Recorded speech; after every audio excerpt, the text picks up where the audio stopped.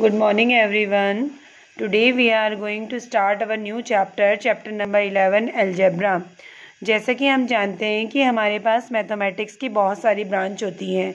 ऐसी branch mathematics की जिसमें हम नंबर्स के बारे में पढ़ते हैं या नंबर से रिलेटेड प्रॉब्लम्स करते हैं, वो ब्रांच हमारी कहलाती है अर्थमेटिक, जो हमने इससे पहले पढ़ी है सब। उसके बाद हमारे पास जो शेप से रिलेटेड होती है ब्रांच मैथमेटिक्स की, उसे हम कहते हैं ज्योमेट्री। और ऐसे ही अब हमारे पास एक और ब्रांच है जिसमें हम नंबर्स के अलावा लेटर्स पढ़ेंगे, जिसमें हम अल्फ़ाबेट्स यूज़ करेंगे। वो हमारी जो ब्रांच है मैथमेटिक्स की, उसे हम कहते हैं अलजेब्रा।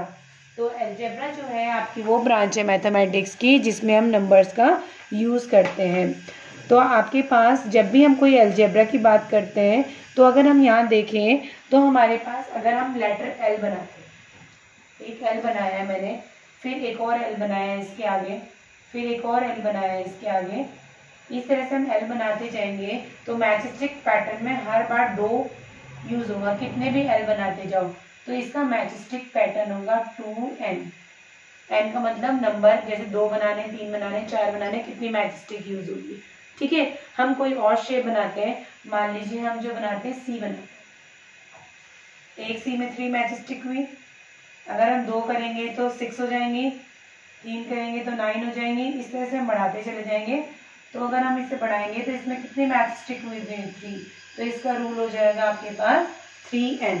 n का मतलब नंबर बढ़ाते जाओगे, अगर 5 बनानी है तो 3 × 5 15 मैचस्टिक हो जाएंगी। n की वैल्यू आप चेंज कर सकते हो, ये जो चेंज कर सकते हो वैल्यू, इसे हम बोलते हैं वेरिएबल, और जो नंबर्स होते हैं उन्हें हम कहते हैं कॉन्स्टेंट। ओके, तो हियर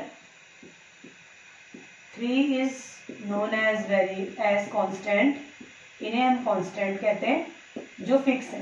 कांस्टेंट मतलब fixed. And n is known as variable.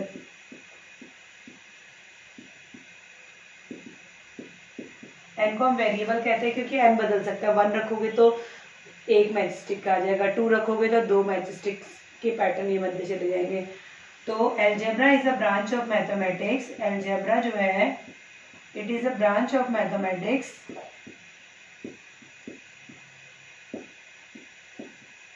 that deals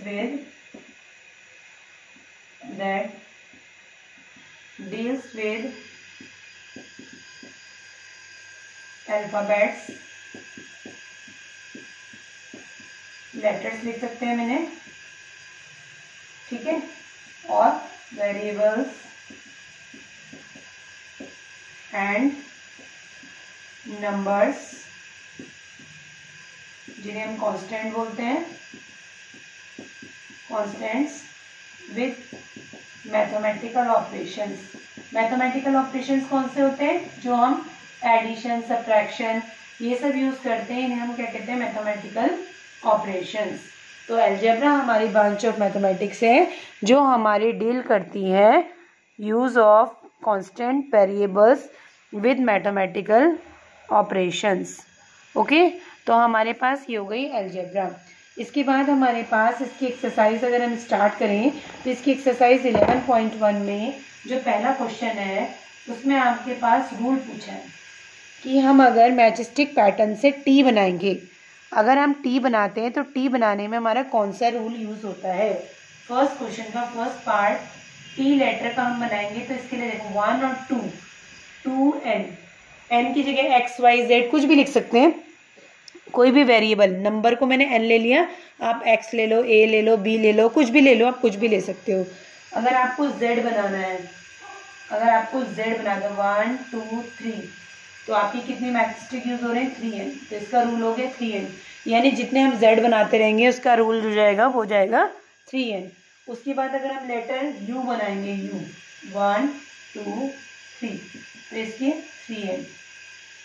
उसके बाद हमारे पास जो नेक्स्ट है v बनाने के लिए 1 और 2 मैचस्टिक यूज होगी, 2n रूल यूज होगा। ओके, उसके बाद अगर हम लेटर e बना रहे हैं तो देखो 1 2 3 4 5, कितनी मैचस्टिक यूज हो रही है? 5, तो इसका जो रूल हो गया 5n हो गया। उसके बाद हमारे पास s है, जो हमारे पास लेटर है s, देखो 1 2 3 4 5, एस के लिए भी 5 यूज हो रही थी, इसका रूल हो गया 5n।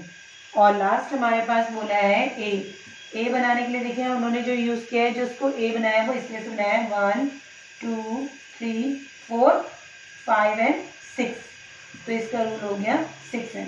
तो कोई भी लेटर अगर हम बनाते हैं तो उसमें जितनी मैच स्टिक एक में यूज़ होती है वो हमारा नंबर हो जाता है, और n हम वेरिएबल की जगह यूज़ कर सकते हैं, और वेरिएबल को हम कुछ भी ले सकते हैं, n x y z anything we can take as variable.